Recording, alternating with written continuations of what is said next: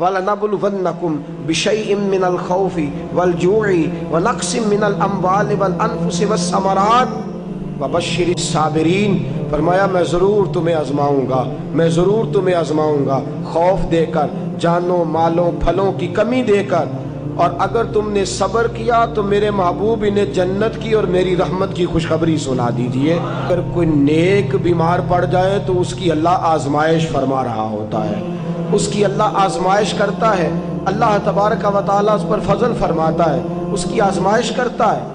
پھر ان مصیبتوں پر جو شخص صبر کرے، رب فرماتا ہے اگر میری رضا پہ راضی ہو گیا تو ان اللہ مع الصابرین، باقی نیکیوں پر میں ثواب دیتا ہوں، اور جو کوئی صبر کرتا ہے رب فرماتا ہے میں اس کا بن جایا کرتا ہوں، صبر کرنے والوں کے ساتھ ہو جاتا ہوں۔ اور جب اللہ آزمائش ڈالتا ہے نا تو جو کام سیدھے ہوتے ہیں وہ بھی الٹے ہونے شروع ہو جاتے ہیں۔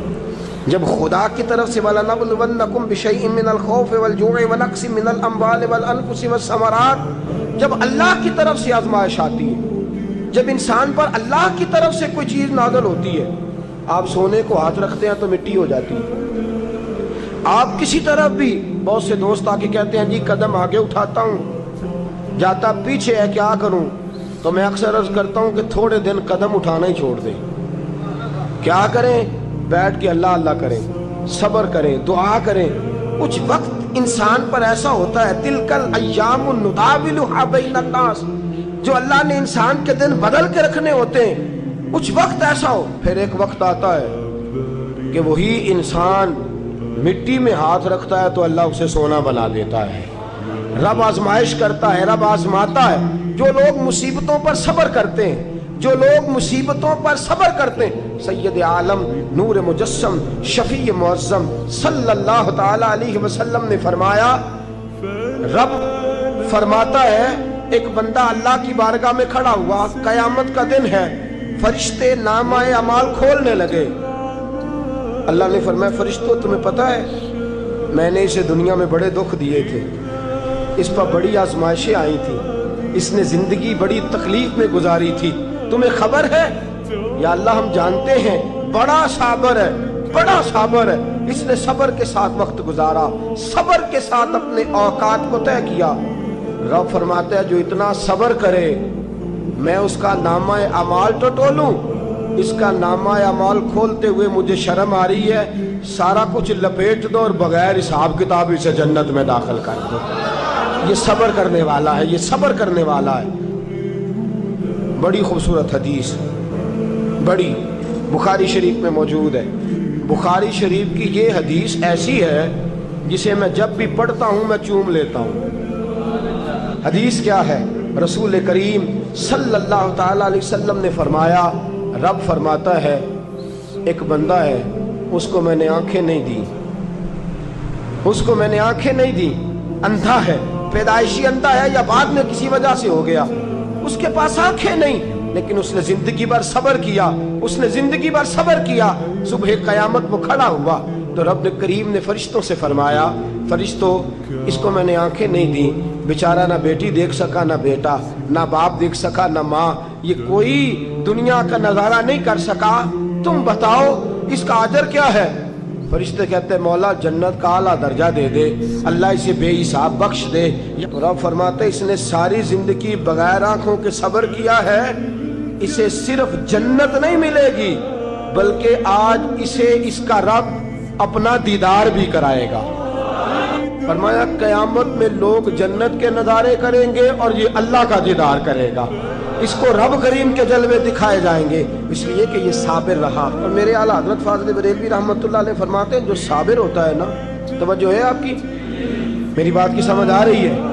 اعلیٰ حضرت فرماتے ہیں بڑا قیمتی جملہ، فرماتے ہیں جو صابر ہوتا ہے وہ سکون میں ہوتا ہے۔ شیخ سعدی رحمۃ اللہ تعالیٰ علیہ کے پاس ایک شخص آیا، کہنے لگا حضرت جی دیکھیں نا میرے پاس اتنے بھی پیسے نہیں کہ میں جوتے لے سکوں۔ وہ فرمایا صبر کر اللہ دے گا۔ کہنے لگا جی صبر ہی کیا ساری عمر، اس نے جوتے لینے کے برابر بھی پیسے نہیں دیے، ننگے پاؤں پھر رہا ہوں۔ شیخ سعدی رحمۃ اللہ تعالیٰ علیہ نے اس کا بازو تھاما، ایک گھر میں لے گئے، دروازے پہ دستک دی، گھر کا مالک باہر آیا، اس نے دونوں طرف بیساکھیاں پکڑی ہوئی ہیں، ٹانگیں تو ہیں پر پیر ہی کوئی نہیں۔ فرمانے لگے بتا یہ اچھا ہے کہ تو، کہنے لگا جی میں آپ سے بھی معافی مانگتا ہوں، اپنے رب سے بھی معافی مانگتا ہوں۔ نبی پاک صلی اللہ تعالی علیہ وسلم نے فرمایا خدا اگر تجھے مصیبت دیتا ہے نا، اور ان مصیبتوں پر جب اللہ تجھے قیامت میں اجر دے گا تو تیرا دل چاہے گا کاش سکون ہوتا ہی نہ، آزمائشیں ہی آزمائشیں ہوتی، تو وہ اجر دیکھے گا۔ وہ کسی دانشور نے کہا تھا کہ میرا باپ انتقال کر گیا، 6 مہینے گزرے تو میرا 18 سال کا بیٹا بھی انتقال کر گیا۔ کہنے لگے میں نے اپنے 80 سال کے باپ کا جنازہ اٹھایا تو میری کمر نہیں جھکی، لیکن جب 18 سال کے بیٹے کا جنازہ اٹھانے لگا تو میری کمر جھک گئی، اور رو کے کہنے لگا لوگوں باپ کا جنازہ پڑھنا آسان ہے، دعا کرو کسی کو بیٹے کا جنازہ نہ پڑھنا پڑ جائے، بڑا مشکل کام ہے، بڑا کٹھن مرحلہ ہے۔ حضرت ابو ہریرہ رضی اللہ تعالیٰ عنہ فرماتے ہیں اللہ کے محبوب صلی اللہ تعالیٰ علیہ وآلہ وسلم کے صاحبزادے جناب ابراہیم علیہ السلام فرماتے ہیں حضور کے صاحبزادے آپ رات کو جب ان کی ولادت ہوئی تو نبی کریم علیہ السلام ہمارے درمیان آئے۔ جاگیے ذرا غور فرمائیے گا بات پہ۔ سید عالم صلی اللہ علیہ وسلم تشریف لائے اور ہم نے حضور کے چہرے کو چمکتے دیکھا۔ ہم نے کہا یا رسول اللہ موڈ مبارک بڑا اچھا ہے، حضور کوئی خیر کی خبر ہے؟ فرمایا مجھے مبارک دو، اللہ نے مجھے بیٹا عطا فرمایا ہے۔ فرماتے ہیں اگلے ہی دن، ایک روایت ہے کچھ عرصے کے بعد، ایک روایت ہے اگلے ہی دن ظہر کے بعد میرے محبوب نے پیار کرنے کے لیے بیٹا اٹھایا اور صاحبزادے کی سانسیں اکھڑنے لگی۔ رسول پاک کے صاحبزادے نبی پاک کے مقدس ہاتھوں میں سانسیں اکھڑ رہی ہیں، حضور کے دست مبارک میں صاحبزادے نے وصال کر دیا۔ آنکھیں بند کی تو نبی کریم کی مقدس آنکھوں میں آنسو آئے۔ رات خوشی تھی، رات حضور مبارکیں وصول کر رہے تھے، رات مسکرا رہے تھے، ایک ہی تو رات گزری ہے، 24 ہی تو گھنٹے ہوئے ہیں، آنکھوں میں آنسو بھر آئے ہیں۔ حضرت عبداللہ ابن عمر رضی اللہ تعالیٰ عنہ عرض کرتے ہیں یا رسول اللہ آپ رو رہے ہیں؟ حضور صاحبزادے کا انتقال ہوا تو رو رہے ہیں؟ نبی رحمت صلی اللہ تعالیٰ علیہ وسلم نے فرمایا عبداللہ دل میرا غمزدہ ہے، آنکھوں میں آنسو ہیں، پر میں اپنی زبان سے وہی جملے کہوں گا جس سے میرا اللہ راضی ہوگا، میں کوئی بے صبری والی بات نہیں کروں گا۔ اور یاد رکھیے مصیبتیں اللہ کے پیاروں